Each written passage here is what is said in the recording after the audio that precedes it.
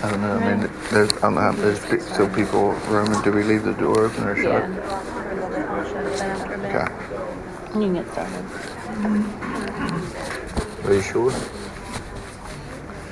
Well, good morning, everybody. There's still some people out roaming the halls, and so they may or may not be joining us, but we're going to go ahead and get started. Real quick, couple questions.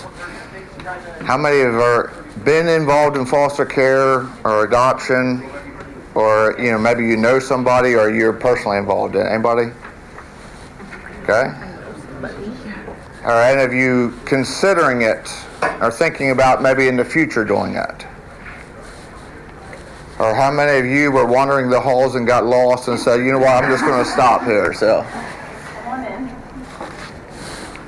Well, my name is Dan Horning.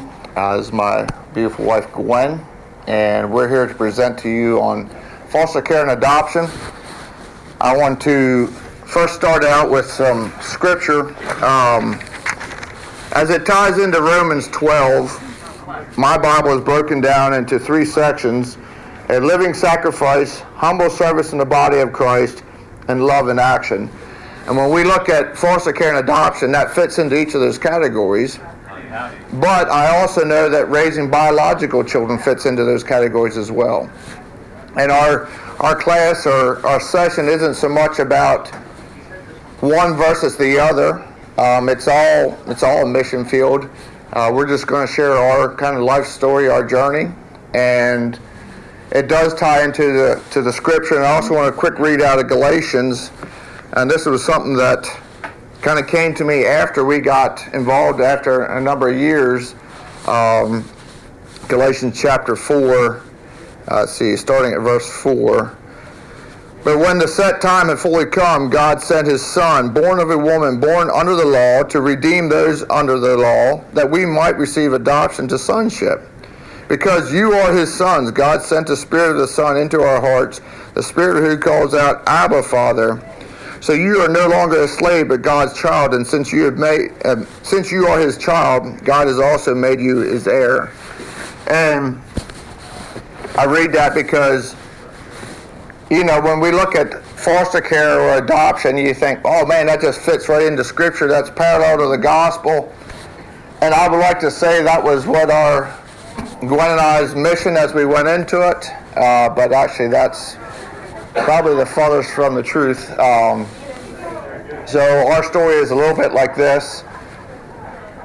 I don't know if you want to put those pictures of the family up a while.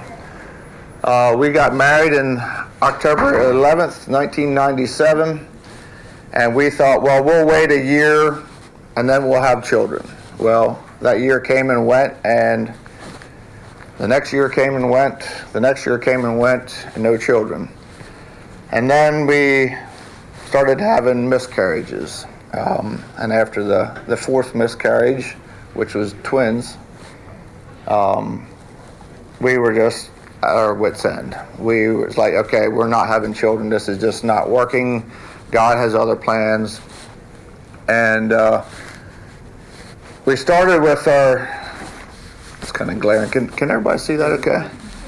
All right, so maybe go to the next one. These are our four children. The oldest is, and this picture we'll go into a little bit of detail. This is an old picture. It shows their personalities. Vicky is now 24. Jerry's 23. Farron is 19, and Hannah, our youngest, is 17. I'll be 18 in October, going on 30. So. Yes. So we were kind of devastated, and we kind of asking God why. Then all of a sudden we received a phone call, and that story is, I've been told not to go into too many details because we only got a little bit of time. So you can ask me about the story, but basically her dad called our church, who at the time we did not have a paid pastor. It was Dayton Mennonite, who is also a member of this conference. A lady happened to be there measuring out blinds, answered the phone, and he said, hey, I need somebody to babysit tonight. And I heard the Mennonites will take care of you. So she gave him a list of people, and we happened to be on that list. we started babysitting her at 5 months old. We went into the house. We said, hey, we're on our way to youth group. We'll stop in and pick her up. This is overnight, no problem. Picked her up, went into the house. She smelled of beer. She smelled of cigarettes. And this little bitty girl in the car seat just looked up and smiled at me, and it was all over. So we started babysitting her. We were from Pennsylvania. We went up to Pennsylvania for Christmas.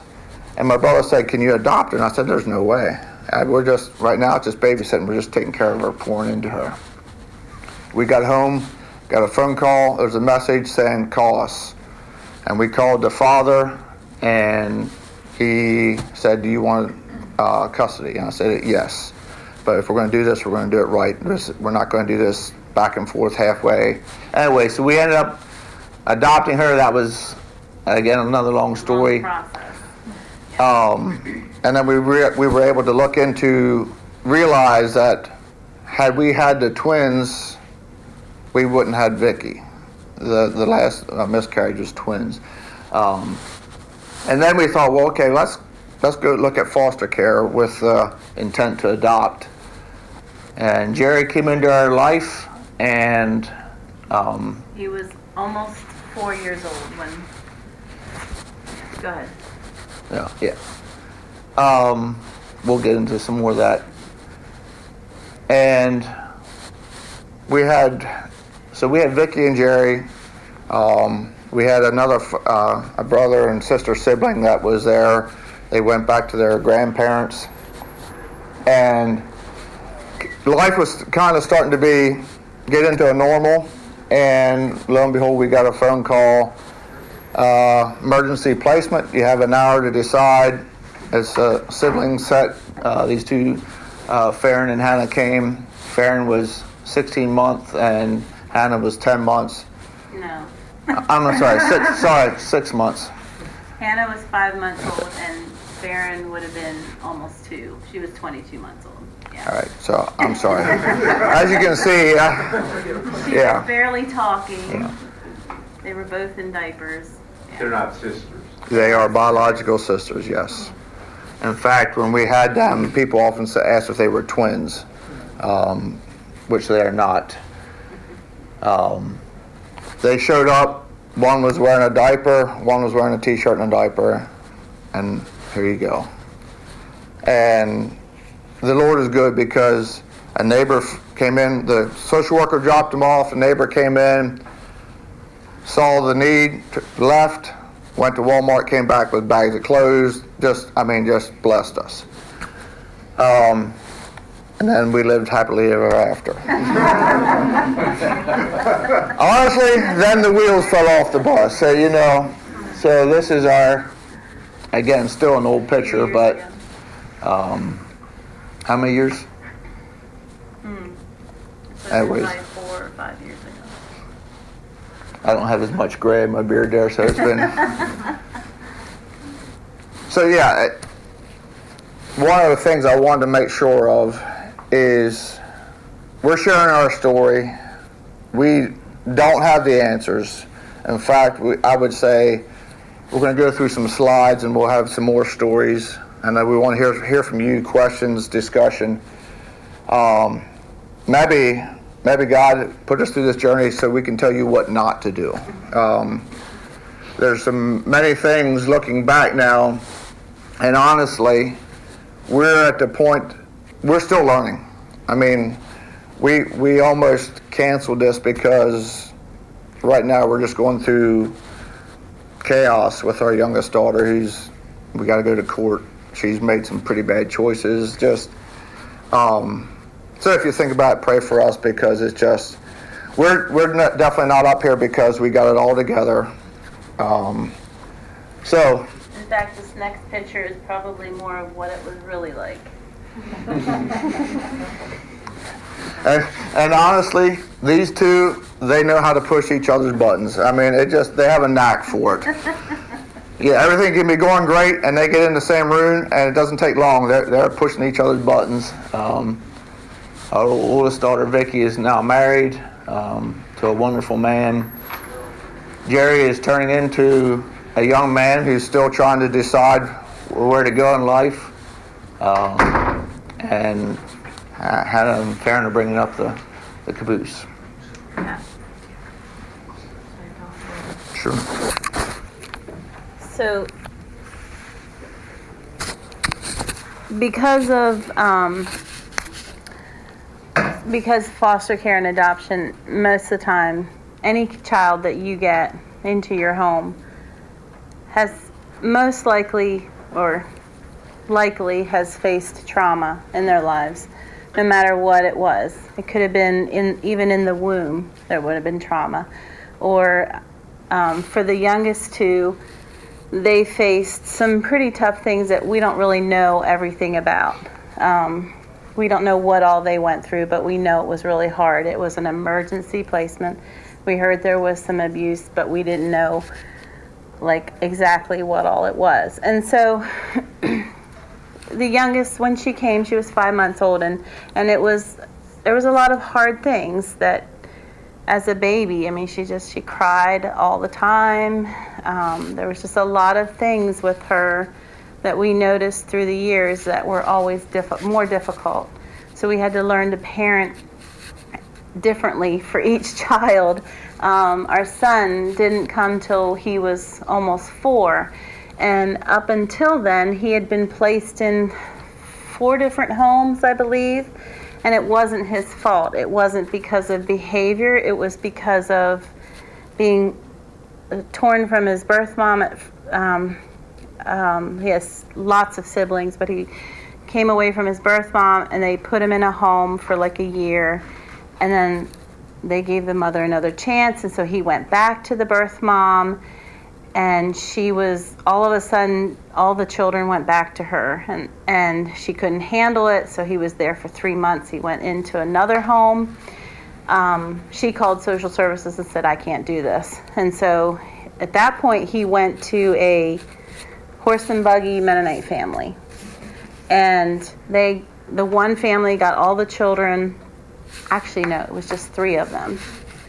And because of the situation, they had to move him within a couple weeks to another home, which was another old order Mennonite family. And so, funny story about him, when he came up for adoption, he would have been 3, almost 4, and we started visiting him, and of course he was scared out of his mind. He didn't know what was going on. They never told him that they weren't his forever family, and so he was scared of us. He was scared of our car. He wanted his mom to bring him in the horse and buggy or the bike to visit us. He would scream. He'd get in our car and just start crying and screaming, and it was heartbreaking for us because, and then once the adoption went through and he, lived with us, he was scared of everything. He was scared of the dogs. He was scared of dark rooms. He was scared of anything. And I think at that time, I was kind of trained a little bit, but I didn't know everything, and I should have known about trauma and how it can affect their behavior. And so it was confusing for us sometimes, but we worked through it. And it was a lot of people that didn't understand about foster care. If he would start crying or screaming in the middle of church or something, and people would say, I don't know how you do it, Well, how do you do birth children? It's kind of the same way. So anyway, it was just a lot to work through and a lot to experience. But and once they hit the teenage years, it's been very difficult. But the Lord brought us through it, and God has really changed his life over the past year, and that's been really exciting to see. He just got a hold of his heart, and he's been really doing well. So. What else did you want to go through? The next slide. I guess Here, I'm going to give this to you again. One of the things to follow along with what she was saying, the whole idea of of trauma and how to handle that. And again, we want to say one size does not fit all. You know, what we've experienced and how we feel to deal with it may work for you and your children, but the trauma could be different, and so your response needs to be different. And again, it's both children. You know, one of the things that was my pet peeve was, well, in the beginning you'd hear, or in the news, some kid got into a lot of trouble, and he was adopted, and so it's kind of a tagline, or, you know, oh, because he's adopted. Well, to me, I know full well that biological children can make choices and get in trouble too. But as I've come to understand, adoption, or coming from being pulled out of a home, there is trauma that can occur and be transferred, and years later come out. And you know, in a sense, what we feel with our youngest daughter, it's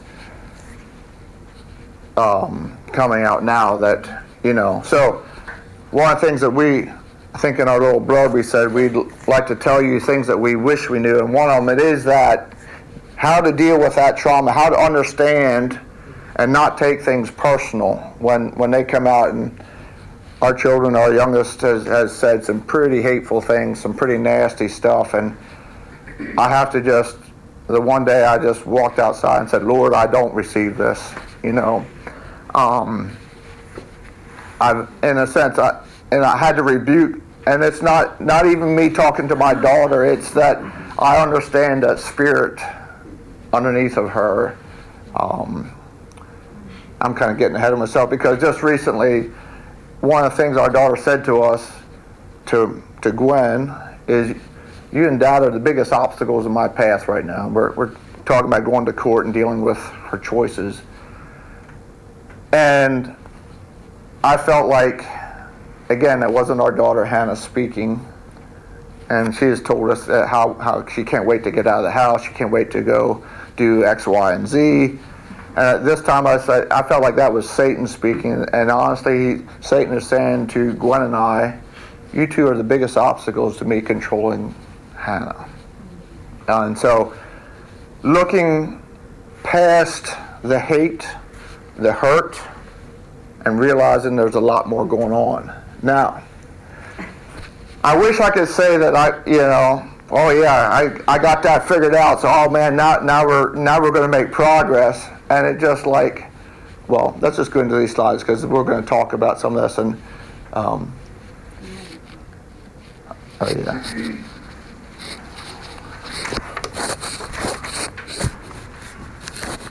Do you think you're getting too attached? Well, that was one of the things that we heard a lot of. Or, you know, I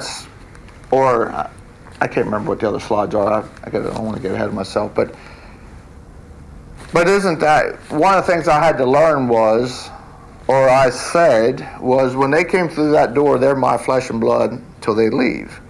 And so I have to be very open, and I have to pour into this child, no matter if they're with us for a week, 10 years, or a lifetime. But I've learned that just saying that doesn't necessarily make that child feel that, make that child understand that. And so I've had to learn how to live that out. I'll come over there and just speak, because we have to use this recording thing. But one of the things about this is, we hear this all the time. I don't know if I could do this because I would get too attached. I'm sure some of you have heard this too. But to me, yes, how do you not get attached to a child that's in your home that you're loving and caring for? And don't they deserve the chance to feel like they are loved, and don't they deserve a chance to be attached? And so that's often my response. If you're afraid of getting too attached, I mean, I'm sorry. I'm not going to be afraid of it. And I'm good. There's another slide too that talks about grieving. I mean, you have to allow yourself time to grieve if they do end up leaving. We had a little boy, Isaiah. He came to us, As you can tell, our son is biracial. This little boy was also biracial, and I thought, man, this is like perfect. He was just a cute little baby. I mean, we had him for a week, and we were told that he's up for adoption, and so, we're just pouring into him, just in that week. And all of a sudden, the stand-in judge came in and said, we're going to give the mother another chance.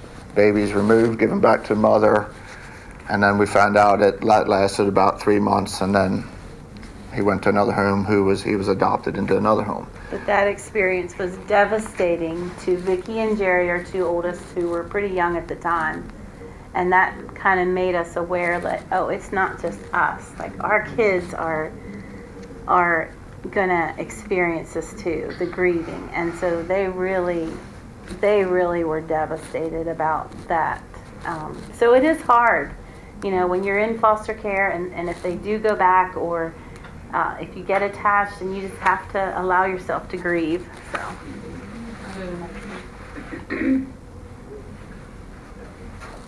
There's no such thing as a bad kid, just kids who have been through bad things.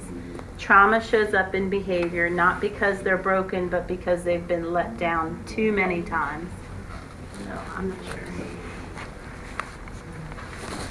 And this is kind of what we're talking about, trying to understand that their behavior often stems from something that they most likely don't even understand themselves.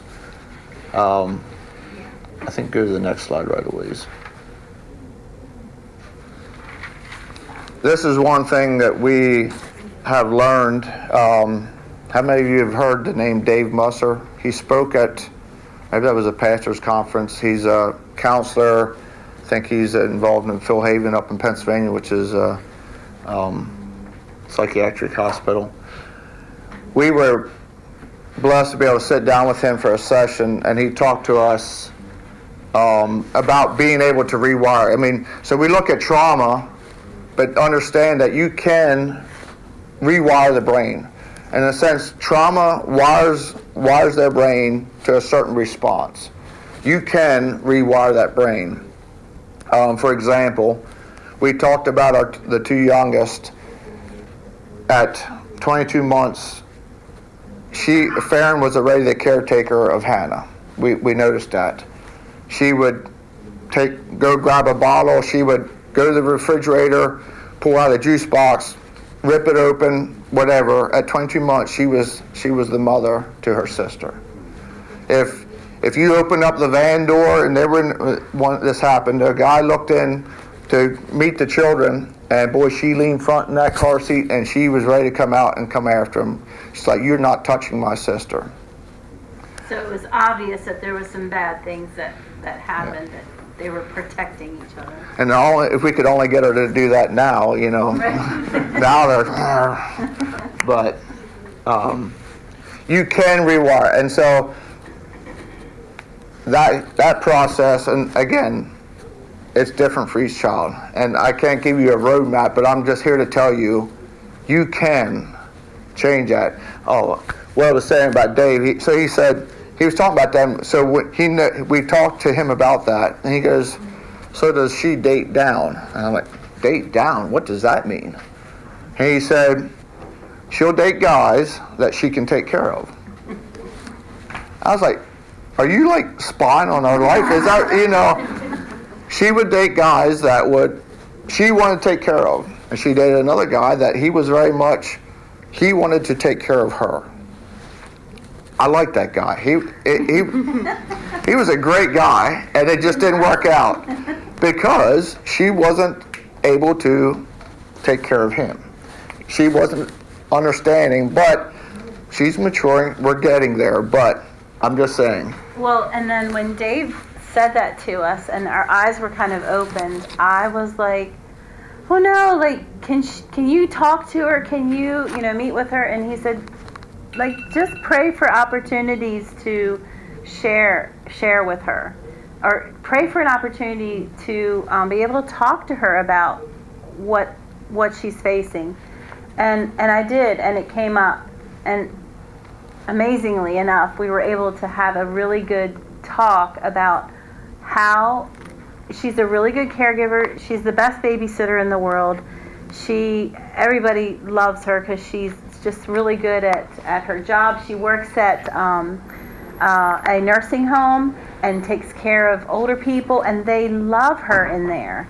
But I was able to just share with her about how this is affecting, her life now, and is she wanting a husband that she's going to have to take care of the rest of her life? And she said no, that she's going to have to really step up and do all the work or whatever. And she really was thinking about it, and she seems to be trying harder now to be conscious about that. So. Keep moving. Okay, next slide. Getting too attached is a lot less scary than the ramifications of a child never experiencing that attachment. And this was something that we faced with our son when he came, because he had been moved. That first time he got put into a family, they were going to adopt him. And then they got put back with his mother, then went to this family, and to this family, then finally to us. One of the things that we had to reassure him that we were going to be there in the morning. Yeah. Put him to bed, we'll see you in the morning. It didn't matter how many times we had to keep saying that. And it took years till he finally was able to relax a little bit and not feel like we're going to leave him somewhere, or that he's going to get the phone call is going to come and social worker is going to show up and they're going to take him to the next place. Just a lot of fear was just instilled in him. Fear of so many things. What if they go back to their family? Well, then I'll cheer them on, sob in my car, keep doing what I've signed up for with snacks. And it was devastating. It does happen. Our legal, in Virginia, our legal system is, not perfect for sure. So it's going to happen. And the intent is often with foster care that they go back to their family. So you're trying to pour into these kids so that they can mature, go back to their family, and that they live happily ever after. So it's kind of what you signed up for. You have to look at it. This child, I'm planting a seed, I'm nurturing that seed, and I may or may not ever get to see the harvest. But just know that seed doesn't go and die. That seed is there. It's in their minds for a long time. And that reminds me of a story too of we had a sister and a brother in our home, and it was like the first children that came into our home once we signed up for foster care. I don't even think our paperwork was done, and they called us, and they're like, "Can you take these two children that need a home?" And Carly was 2, and her brother was a little bit older. Maybe 6. I don't remember. And she came with so many emotional issues that I remember calling social services a couple days into it and just saying, I'm not qualified for this. Like, I know what I signed up for, but she has too many emotional problems. I'm not qualified. I can't do this. And they said, you're fine. You can do it. Just keep being patient and showing them love. And it was amazing. After the first month, I started seeing a difference. I mean, I remember just being exhausted, but she was to the point where she was left alone for so long that she hated even having somebody touch her. So just even going into her room at night and just trying to calm her down, she would tense up. And I just remember we would read stories at night, and finally her getting to the point where she was sitting on his lap. And I just remember one time her just looking up at him and just staring at him while he was talking, and just seeing her melt and starting to accept the touch and the love and the care. And anyway, 9 months later, they ended up going back to their grandparents. They were different kids till they left, and it was so neat to see that, because I seriously did not feel qualified for this.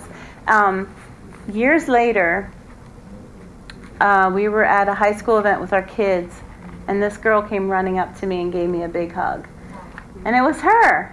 And I didn't even hardly recognize her, but she knew who I was because we had sent a picture album home with her. And it was just amazing to see the smile on her face and the, just the young lady that she turned into. So anyway, I know that there's still some problems that they're facing and things like that, but it was just really neat to see the difference in them. After I didn't feel like. As she's going to the next slide, I just need you to understand, this little girl would sit there on her hands and knees and rock like she was in her crib, and just that was her. What's the word? Self-soothing. Yeah. She would just kind of rock and just. She'd bang her head on. She wouldn't go to the bathroom. That was her control, and so it just. I mean, to see this change is just. I mean, phenomenal. Sneaking food isn't a moral failing, it's a trauma response. If a child hides granola bars under their bed or eats them in secret, don't lead with anger, lead with curiosity. Ask what they're afraid of, reassure them that food will always be there, then prove it again and again until they believe. We've experienced this, getting snacks, grabbing another one and sneak it to their bedroom. You find underneath the bed, underneath the pillow. Yeah, it seems crazy. I mean, you go look, the cupboards are full, but we have to make sure that we're going to be able to have that snack. It just... Because it wasn't available before, and so they just need to make sure it's there. Yeah. A dysregulated adult will never regulate a dysregulated child. Oh, yeah? Well, let me tell you, that is true, and I've tried, and it does not work. We're guilty of that over and over again. This is probably my biggest thing, and I'll be very honest with you. Our son was great, and then the rage just started coming out. He was just angry at everything, and I'm here to tell you, I failed and failed miserably. I mean, the one time I forget what it was, he was so angry and he was just being so awful to Gwen, and it got me, and I slapped him. And we went back through social service, dealt with all that, and that left a wound. Now, recently, we've been able to bring healing to that. But let me tell you, when they're just pushing buttons, it is so easy to just jump on that bus and just, they start talking louder, so you start talking louder, they go up, and so you start going up, and boy, it does not end well at all. And I'm here to say, this is so true, but it is not easy at all. And just recently, our daughter was, again, running her mouth, and so I feel proud of myself. I was able to keep myself kind of calm, and just share with her. I said, when she told us that we're her biggest obstacles, our response is, but we're the ones that love you. We're the ones that care about you. Your friends are trying to tell you how to beat the system, how to sneak a urine sample into the court. Where's that getting you? And then being able to say, we, as a father that loves you, I can't remember the rest of it, and then be able to turn and walk away. I've learned with her, she wants to escalate. She starts talking louder, and boy, it's so hard not to jump on that train, but this is a huge one. Saying I never could do that doesn't help. If foster care sounds hard, it is because it is. The kids do hard things every day. Maybe we can too. Levon, how many times have you heard that? Many times? For some reason, this is the common phrase that we hear. I could never do that. I just say, yes, you can. You can. It's possible. It's not easy, but you can. I mean, do you hear people saying that about biological children? Last night there was a baby screaming its head off. Did anybody think, oh, I could never do that? I can't take care of that baby. Yeah. No, I mean, it's the exact same thing. And this is a little bit easier for us because, you know what?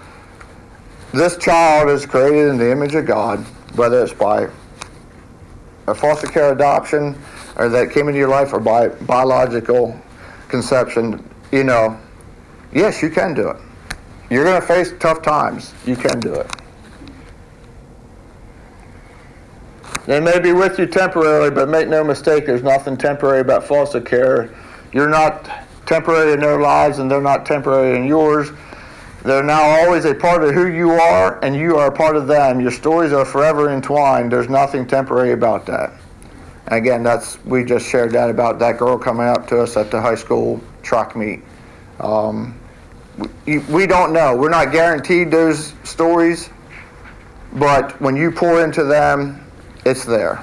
It's things that they will remember.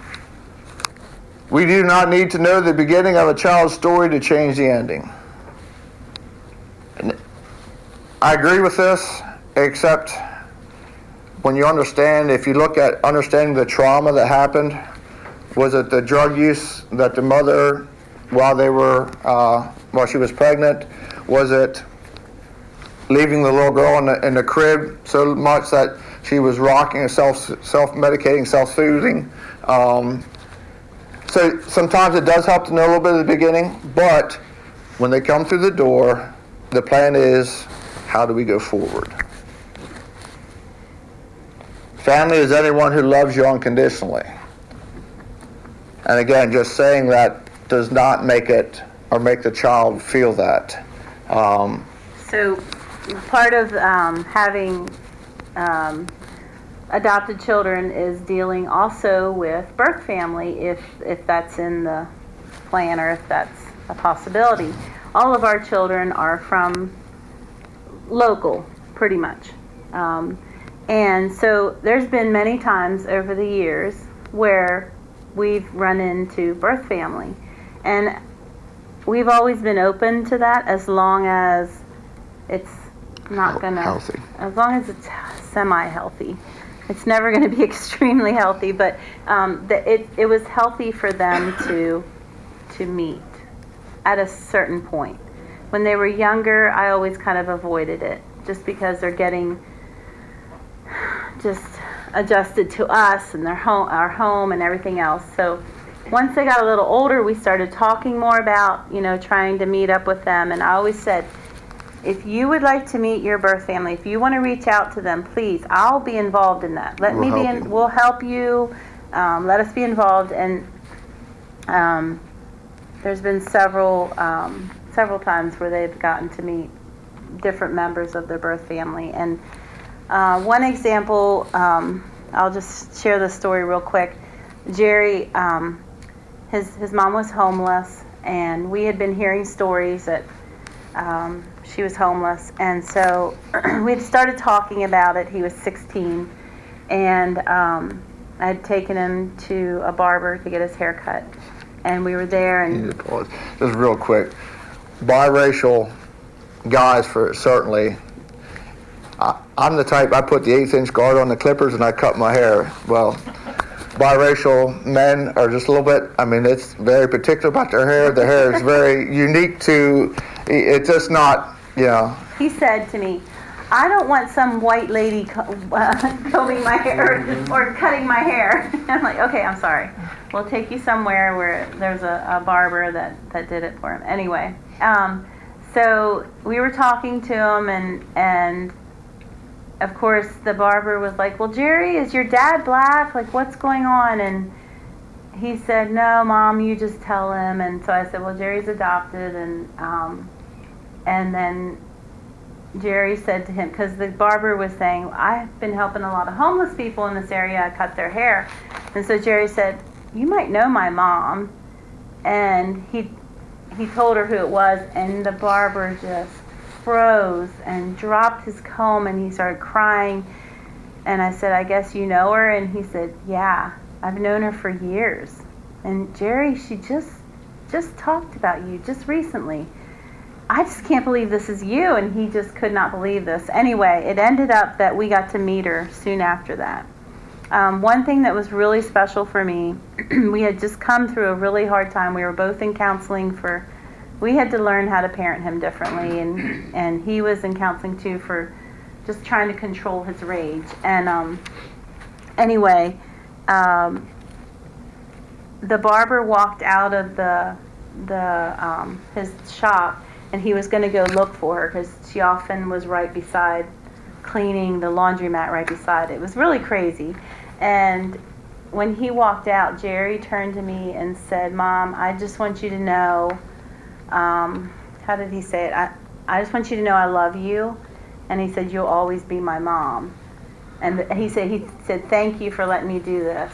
But for him to say that to me was so healing, just incredibly healing. And it was just like I could just, okay, I'm okay with this. I'm going to trust you. And I chose to trust him. And he did get to meet her, and she showed him so much love. And he needed that. It was like almost like something just switched in him after that. It was like he just took a deep breath and was like, okay, like I'm good. This is my family. Like it was like he was content then.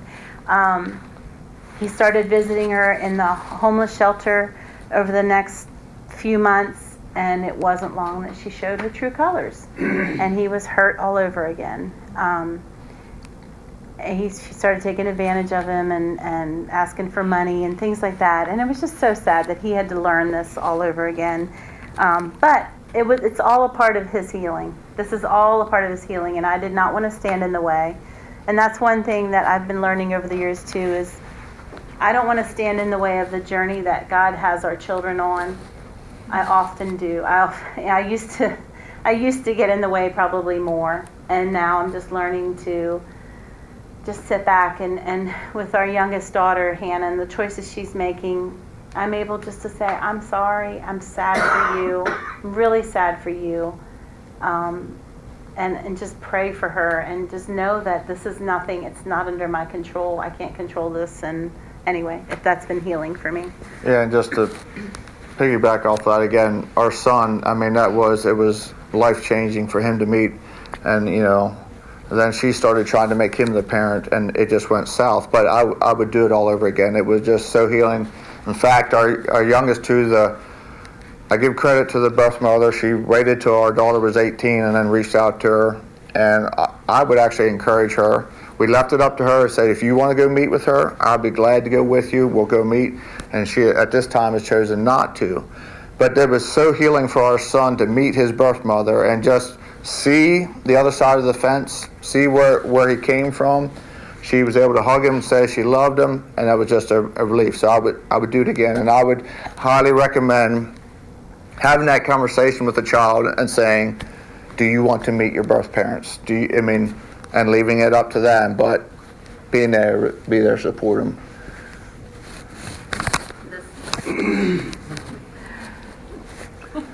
Yeah. I'm sure some of you can relate to this, but yeah, it's definitely it's hard to know how to respond to people sometimes when you're trying to talk about your family, because it's chaos, or you can go into detail, or you can just... You would love to say, hey, everything's going great, yeah, see you next week, whatever, but it's often very chaotic.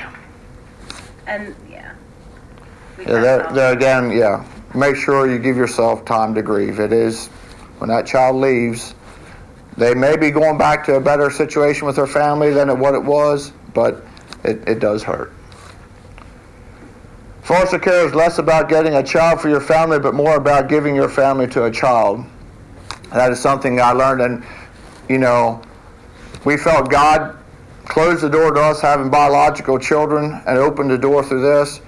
I would love to say that was our ministry, but again, we went into it, in a sense, as a way of gaining children. And, learning this has been instrumental to us, that it is that we're pouring into that child, not just gaining something.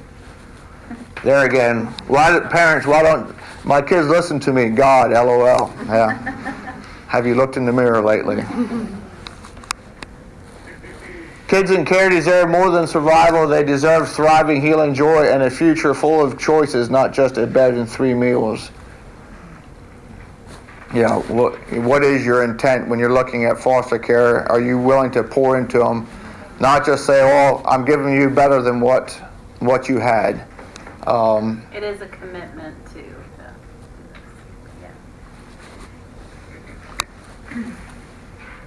Let's not ask what is wrong with this child, but instead what has happened to this child. Again, look past the exterior. Our daughter right now is being very tough, and I got this together, and I hate you, and I can't wait to leave.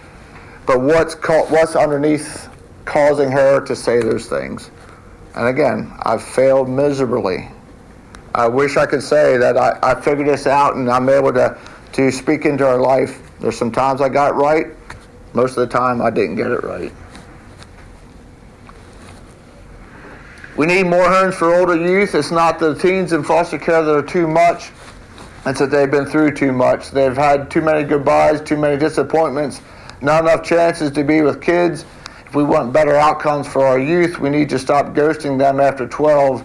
Every teen deserves someone who shows up without flinching when things get hard, because they will get hard. That's when they need you most. Of course, the biggest need in foster care is for youth, and that can be some of the toughest to handle, but if you're able to, I would suggest. I often said we should get into that now because nothing will surprise us.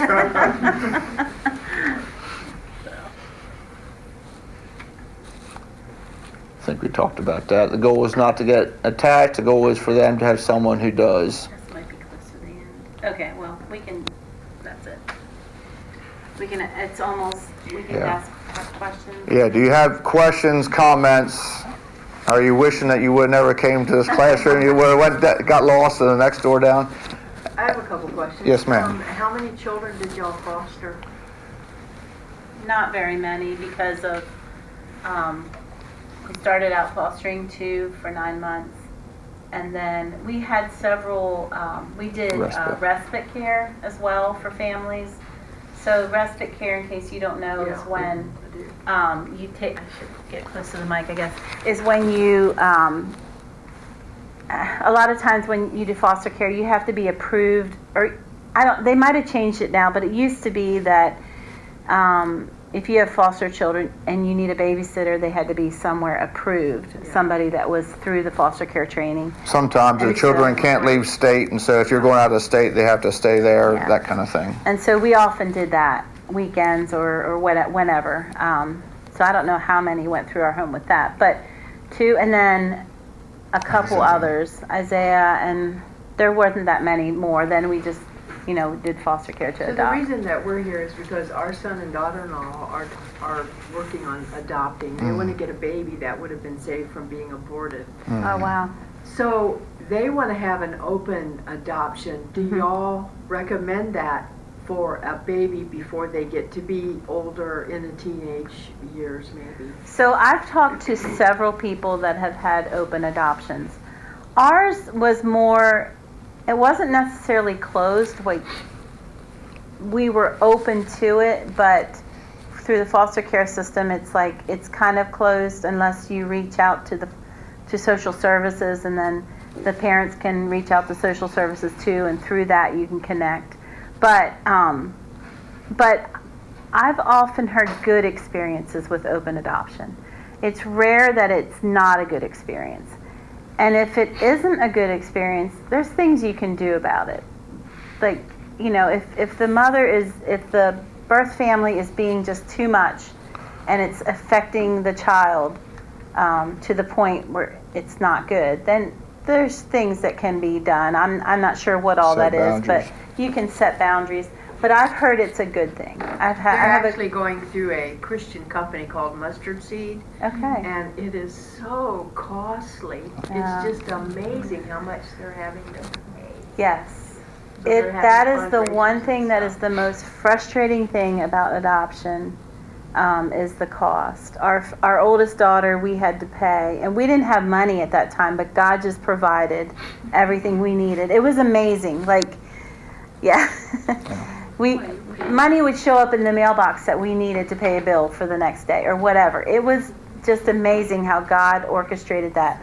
But with foster care, you don't have to pay. I mean, it's all taken care of.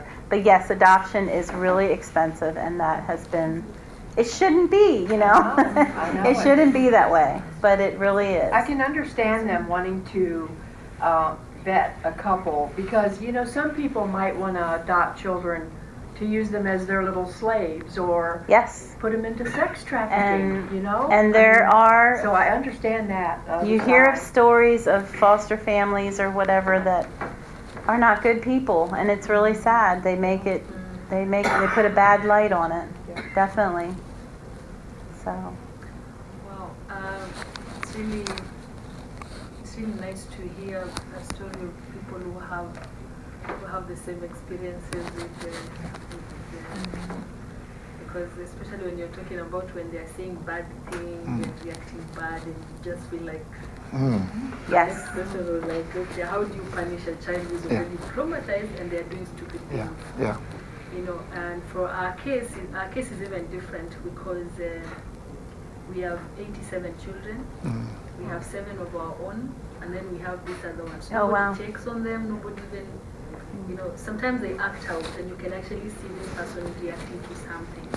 So then you want to treat them as much as possible as your own kids. Yeah. You know, you want to make them feel at home and, you know.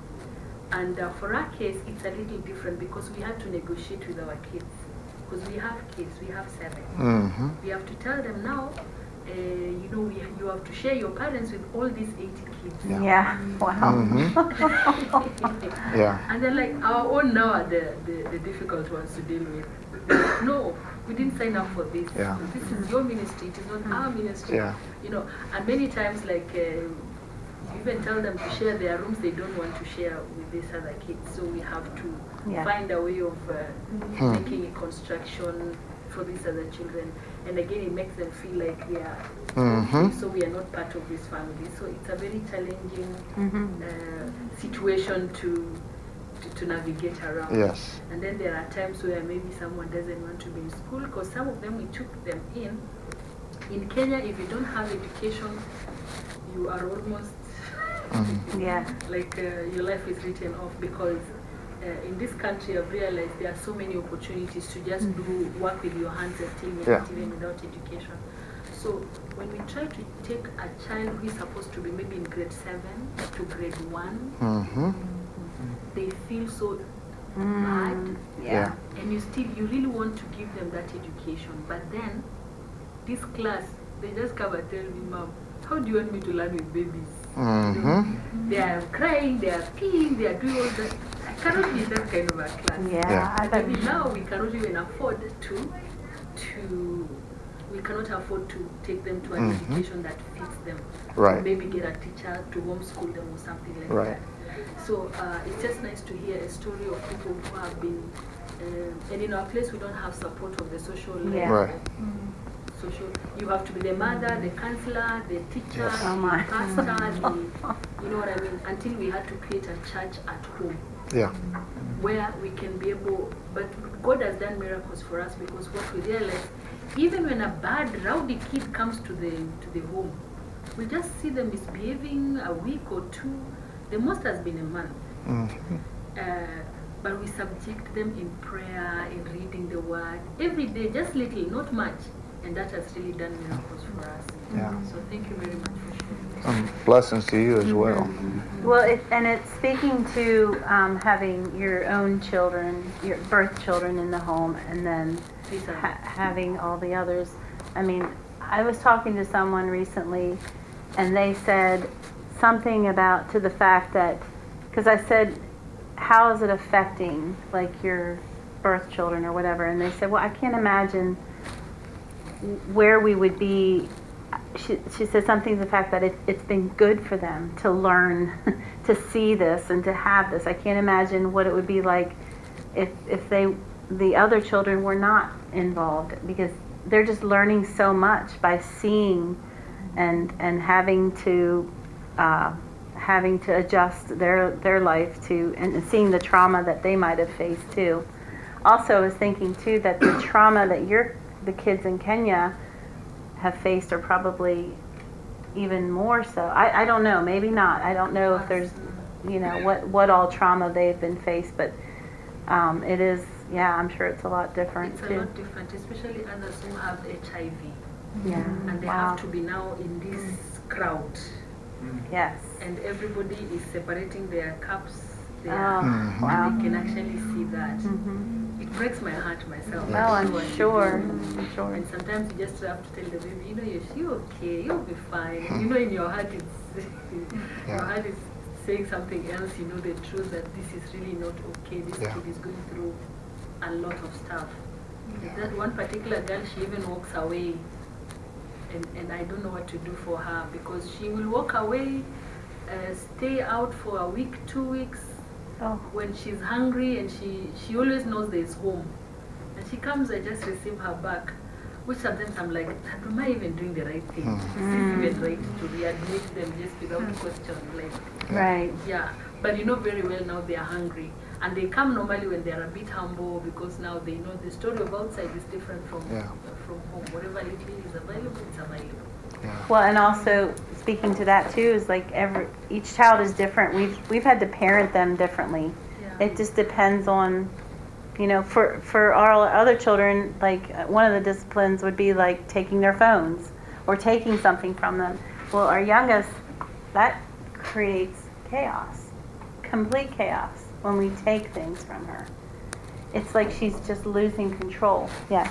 Just a question. You spoke a little bit about, you thought it was the voice of Delta speaking, generational bondage, even though we pray against that.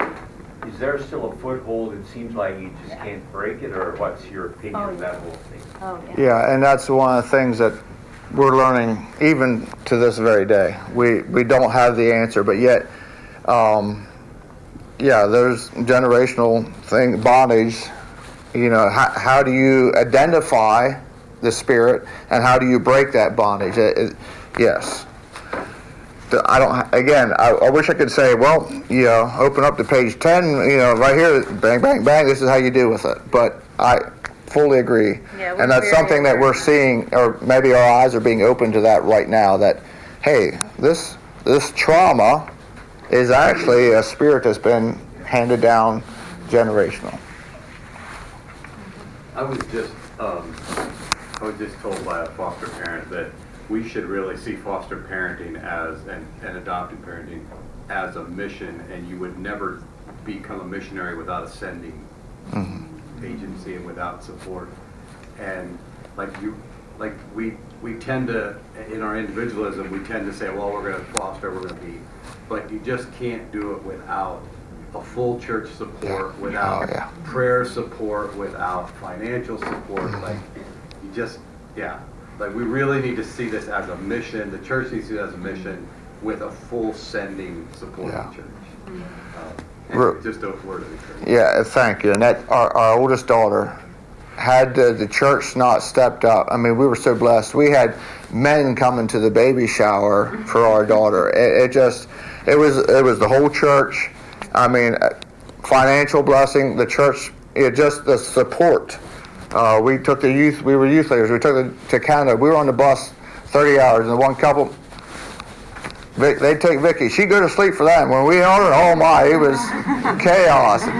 Just without that village, like you're saying, it is, And almost impossible. Even now, just to have our village around us and have people pour into their lives that care about them and know who they are. And for our son too, he has lots of people that just call him up and say, how are you doing? And that's been such a blessing to have that and to know that people really care. Yeah, definitely it would be hard to not have a support system around us. We're glad to take more questions. I see it's a little after 12. I know lunch starts at 12 to 1:30, I think, and then we start again back here. Any other questions? So I'm saying you're free to leave if you want to go eat lunch. You want to ask questions, we'll take more questions, or however you want to handle it. Thank you all. Thank you for being here, being a part of this class. Hopefully it was helpful to you. Hopefully you learned something.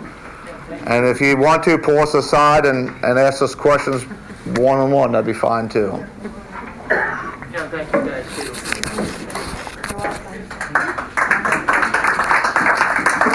Thank you. I hope things go smoothly. I hope things go smoothly. I hope things go smoothly. I hope things go smoothly. I hope things go smoothly. I hope things go smoothly. I hope things go